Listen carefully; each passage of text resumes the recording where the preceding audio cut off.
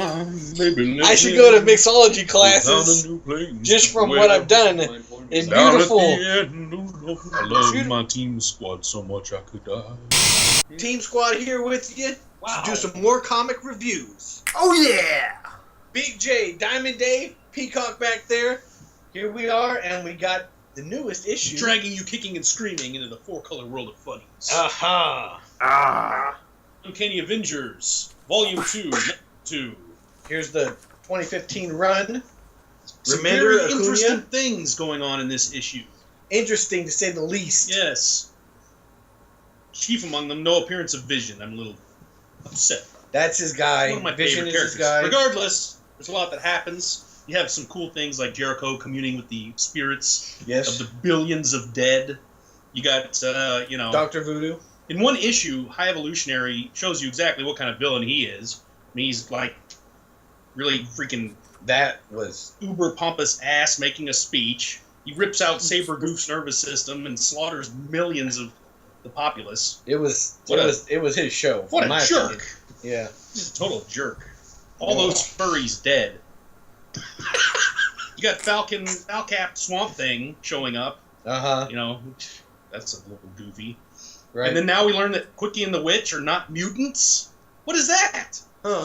70 years of history just retcon, just like that, blink of an eye. Right. I don't know. It's just bizarre. Yeah. It's kind of interesting, though, I guess. Ramifications of that could just, boggle the mind. That's true. We're not mutants, and she like, killed or, took away the powers. No more mutants. Yeah. Yeah. Some of them died because of it. They were, like, underwater, they couldn't and breathe they lost anymore, their mutant breathing, yeah. mutant ability to breathe underwater. Yeah, Yeah. So, and then we have the last panel is possibly a new member of the team. Right. The sibling of the twins. That could be interesting. Yeah. It was kind of, goofy, bizarre ideas, and the High Evolutionary being a big jerk. Yeah. No Vision, though. I guess Robot Love is probably better off panel. What do you think, Dave? I thought it was really cool. My second favorite book of the week. I really like the High Evolutionary as a villain. He's just because he's such a quintessential villain. He's so easy to dislike. He's basically Alter Earth Hitler and Stalin rolled into one. Yep. With mass telekinesis and the ability to... Yeah. His crazy eugenics program and all this stuff. The artwork was pretty solid. I really liked the exchange with the rebel forces there in their little bunker hideout, and we're wondering if I'm wondering if the leader of the rebels might be related to the High Evolutionary in some capacity. Being the low evolutionary. Yeah. I really enjoyed the sequence with Dr. Voodoo and all the lost souls. Yeah. And I'm curious to see where how the Speaker for the Dead comes into play in the whole series. That could really be a massive force.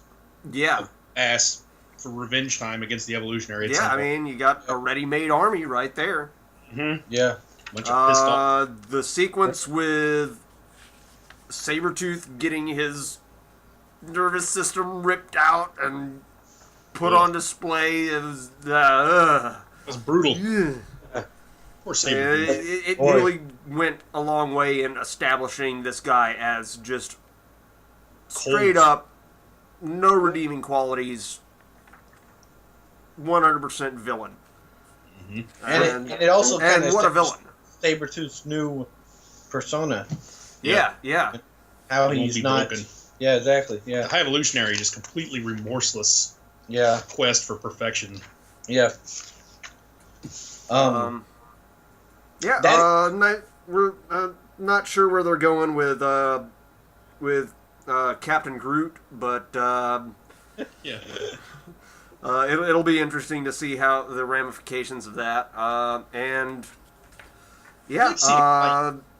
introduction of a new character, new sibling, so to speak. Really looking forward to see where that goes. Nice character design on that, and Yeah. Yeah. Looking forward to next week or next month or whenever the hell I decide to put the next one out. Hopefully next month. Anybody else? Oh yeah, definitely. The highlight for this book for me was the High Evolutionary and how Remender just, how he made the character so dislikable. You know, Yeah. like how can you hate someone who is like, I mean, how can you not hate someone who is like, yeah, you all failed because you were fooled into the illusion that love is real. You know, like stuff like that. That's really. That's good stuff when you're trying to create a villain. So he took center stage in this comic for me, and the dialogue that he did, that he used throughout here was really the speech. Yeah, the speech was really good. How he's telling right, basically before he completely annihilates all these humanoid animals in this planet. He tells them why he's freaking fixing to annihilate him. Yeah, and didn't even care. But he actually thanks him because he like kind of the information he's gleaned from so the failure. So yeah. This panel's hilarious. Some of you fall prey to the instinct of aggression and violence for material gain. Mm-hmm. You got like hyenas like glancing at each other like a pig, like what? Who the hell are you talking about? The owl's like, who? None of us are guilty.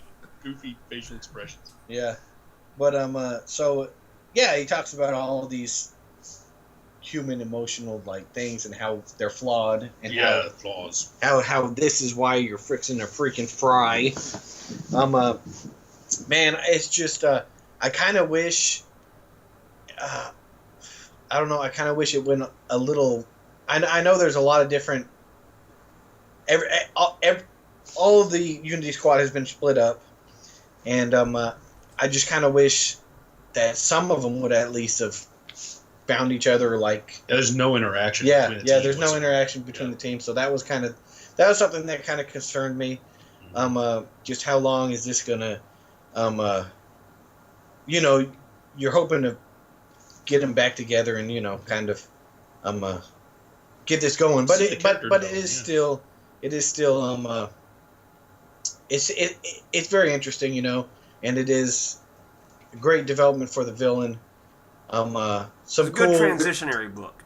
Good transitionary book. Remember, in the last volume of Uncanny Avengers, he would fall into that trap as well sometimes, where he has them going and doing other different things, all kind of spread out. Yeah. And some of the best moments of that volume were when you had 2 or 3 characters together talking about what was going on, or reflecting off each other. Like one of my favorite scenes was with Thor and Sunfire, like flying through space. He's like, "How are you flying through?" He tells them, apocalypse. So really, when the team interacts, that's some of the best. Part of it, and there's just none of that here. So, and I guess maybe part of it is he separates the whole team, and then the whole team is kind of like Rogue is with the main scientist. Yeah. So, and then like Frost Miser, Quicksilver and Scarlet Witch is with kind of like the rebels that are fighting against the High Evolutionary. So maybe he's trying to show different aspects of the story that's fixing to evolve and all come together. Yeah.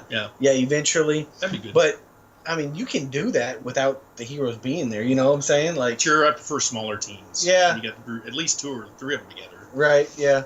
So well, I don't know. It's a nitpick for me. Acuna is still the artist, and him and Remender have had a good long run together. The majority of the art is pretty decent. It's fairly it's pretty good. Consistent, some of the panels you can tell that he was probably pretty rushed at. Phoning it in. He was phoning in some of them. But shows large crowds. That's really doesn't seem to be Remender's strong suit. Yeah, but he does make.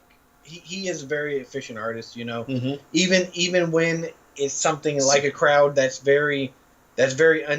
not detailed very much. He does such good use of the colors that you can tell what it is. There's diversity. Yeah. There's an elephant and a giraffe. Yeah, exactly. You can totally tell what's going on, even though it's not like an amazingly crazy amount of inks and detail, he's still able to get the message across.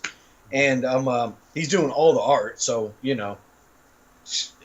that's incredible to come out with a book that fast, doing everything. Pencils, yeah, colors. Yeah, he's so efficient with his colors. Yeah, he's so a wonderful artist. Yeah, easy on the eyes. Besides, I mean, for the exception of a couple panels where it's obvious that he just ran through them. Yeah, pretty good. Yeah, Lord Gator's cool too. He's a alligator with an axe that feeds off the high points of victims. Right. Yeah.